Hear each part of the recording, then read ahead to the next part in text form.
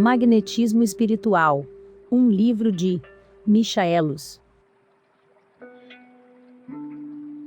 Capítulo 1. Entre os seres pensantes há ligação que ainda não conheceis. O magnetismo é o piloto desta ciência, que mais tarde compreendereis melhor. Palavras de Allan Kardec, Livro dos Espíritos, página 388. Deus, o Criador de todas as coisas, se fizesse perfeito o homem, desde o seu nascimento, teria construído um mundo sem trabalho, um mundo absolutamente evoluído, onde nada haveria por descobrir. A existência das criaturas não teria um sentido ou uma finalidade. Um mero capricho do Criador, o fazer aparecerem à face do mundo seres que nem sequer se preocupariam em ensinar e transmitir conhecimentos, pois que todos seriam igualmente evoluídos e sábios. Mas assim não acontece. Na obra de Deus, não é conhecida a palavra paradoxo. Ao revés, tudo obedece a leis e a princípios inflexíveis. Ao homem compete o estudo dessas leis e desses princípios, como tarefa primária para ascender a escala infinita da absoluta perfeição. E nessa trajetória luminosa, embora árdua, quanto maior a ascensão, tanto mais profunda será a compreensão dos ainda misteriosos desígnios do alto, e tanto mais nítida a contemplação da beleza e da harmonia da obra divina. A humanidade está positivamente situada no início da escala, acertando ainda os seus passos tateantes e inseguros. Incipiente é a sua ciência, acanhados são os seus recursos e métodos de observação e análise. E para vencer a rotina, há mister de poderosa concentração de energia, porque o pouco que se conhece forma a inércia dos preconceitos, uma imensa barragem ao livre curso do pensamento e das novas ideias. Por isso, todos os precursores de movimentos de renovação científica, filosófica ou religiosa experimentaram e amargaram dissabores e decepções de toda a ordem. Dir-se-ia que os homens opõem obstáculos ao descobrimento das próprias verdades indispensáveis ao seu progresso e à sua felicidade. Há um amor próprio coletivo, como há um orgulho de casta, uma vaidade científica, um preconceito filosófico e uma intolerância religiosa. O transbordamento violento das paixões é o apanágio da exaltação de inferiores sentimentos e, principalmente, do egoísmo. São esses os grandes inimigos que nos espreitam a cada passo, que nos tolhem a liberdade de pensar bem e alto, e que emperram o triunfo de todo ideal de progresso, conforme o atesta a própria história da humanidade. Tudo isso, entretanto, está na lei.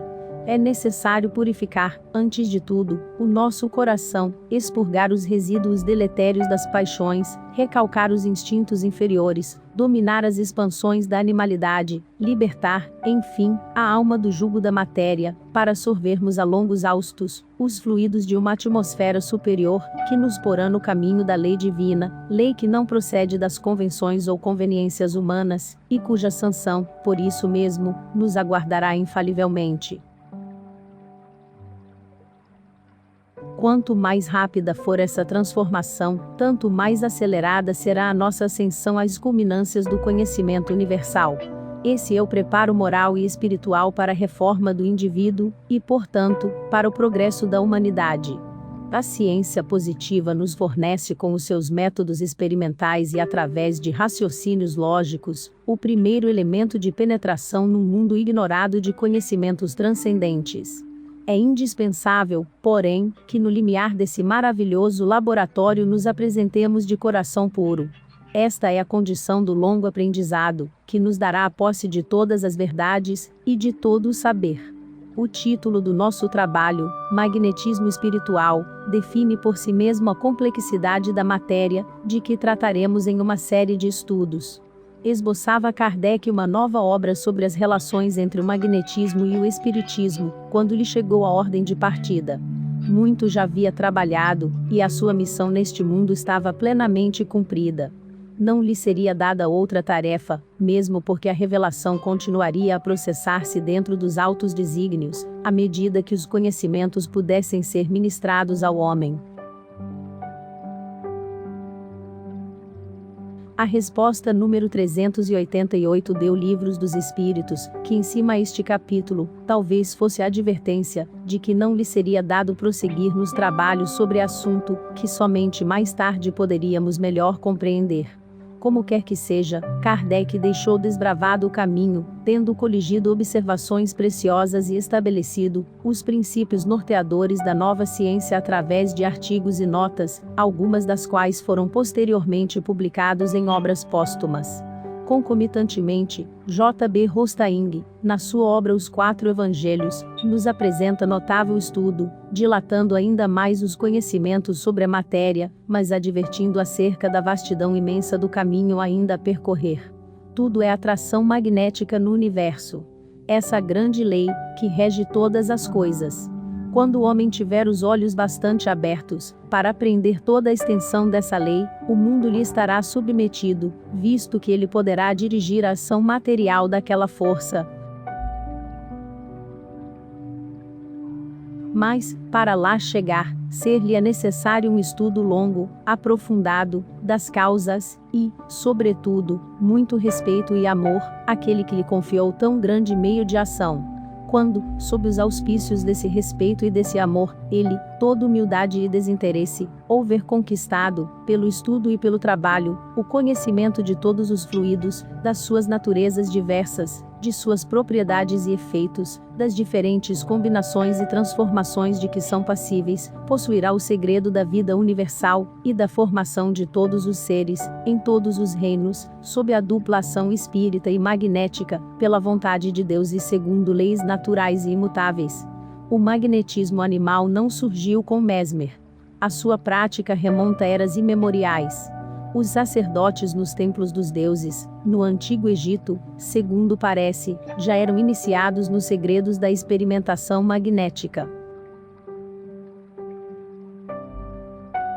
Já no século XV, segundo atesta Medeiros e Albuquerque, se falava na simpatia magnética, designando um sistema perfeitamente análogo, nas suas bases essenciais, ao que tinha sido formulado por Paracelso.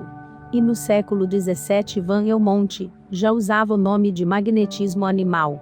Não se pode, entretanto, negar que Mesmer foi realmente quem despertou a atenção pública para os fenômenos magnéticos e provocou a intervenção acadêmica, agitando e alimentando polêmicas em torno do assunto, muito embora tivesse sido acusado de métodos charlatanescos e extravagantes.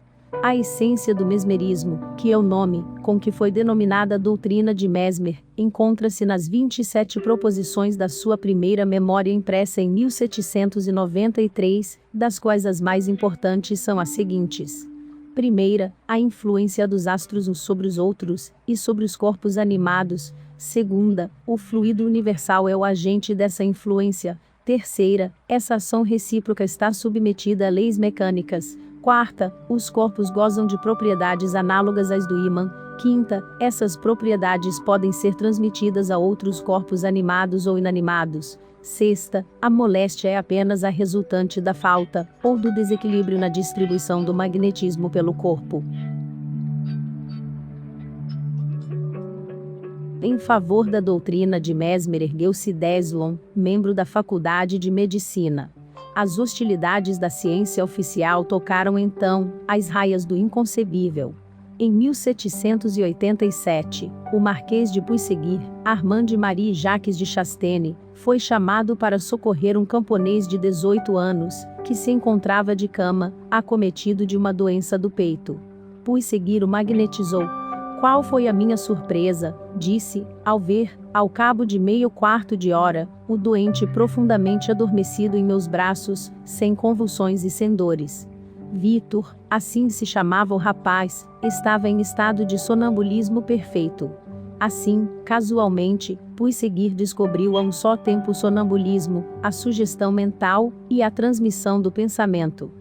1818, Chardel, a quem devemos considerar como um dos pioneiros do magnetismo, apresentou uma curiosíssima obra à consideração da Academia de Berlim, sob o título Memórias sobre o Magnetismo Animal, sem ter logrado um pronunciamento favorável.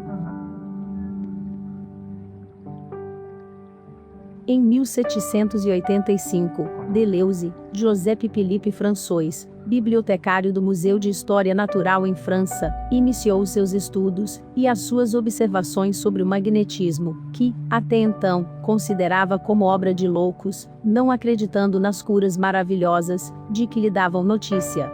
Tendo conhecimento de que Mesmer se encontrava em Aix, onde fazia experiências, servindo-se de um sonâmbulo, para lá partiu. A ocorrência foi relatada por ele mesmo. Às 3 horas, com efeito, o doente chega acompanhado de algumas pessoas que deveriam formar a corrente. Pus-me nesta corrente e vi, depois de alguns minutos, o doente adormecer. Eu tudo contemplava com espanto, mas não pude fazê-lo por muito tempo. Em menos de um quarto de hora também eu adormeci. Durante meu sono falei pouco, mas agitei-me a ponto de perturbar a corrente, o que me foi dito ao despertar, quando percebi que todos riam em torno de mim.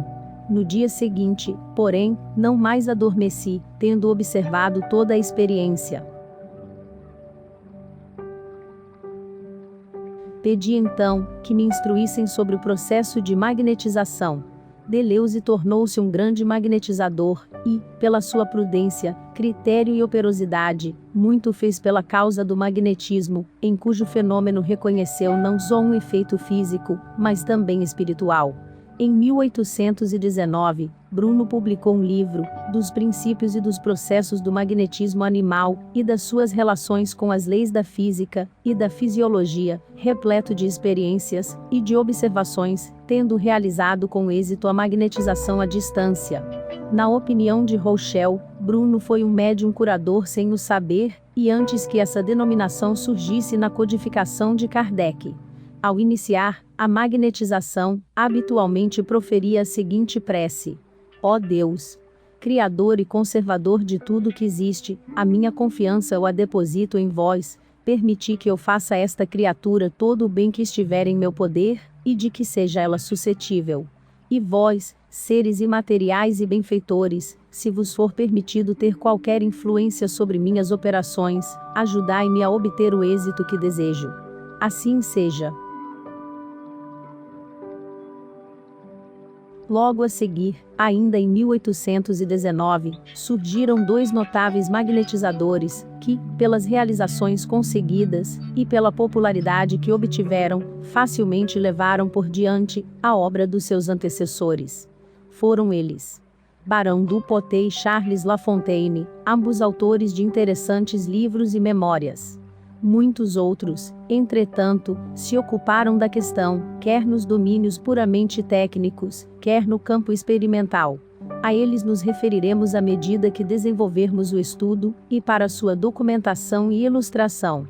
Estava o problema assim situado, quando, em 1841, o médico inglês Bride, depois de profundamente impressionado com as experiências de Lafontaine, lançou as bases do hipnotismo moderno, o qual, sem sombra de dúvida, como reconhece Medeiros e Albuquerque, deriva diretamente de Mesmer. Em resumo, o médico inglês acreditou ter descoberto a causa fisiológica do fenômeno, afirmando que o olhar fixo e prolongado, paralisando os centros nervosos nos olhos e suas dependências, e destruindo o equilíbrio do sistema nervoso, produz também os fenômenos em questão. Um novo processo, uma nova teoria, um novo nome, eis as condições com que a ciência oficial poderia acolher o magnetismo. Palavras, palavras e sempre palavras, atroz dissimulação do orgulho científico, que não invalidam os fatos, os fenômenos, com todas as suas consequências. Mas a verdade que de tudo isso ressalta, é que o magnetismo seria o caminho certo a indicar, a explicar, a provar a tese espírita. Laponi isso mesmo confessou sem tergiversações. O chamado magnetismo animal de Mesmer, e dos seus sectários, é em geral a mesma coisa que o hipnotismo, mas em casos especiais, e nas mãos de algumas pessoas, torna-se um misto de hipnotismo e de espiritismo, com predominância ora de um ora de outro. Todavia, Mesmer era materialista, ao passo que Jaime Bride era espiritualista.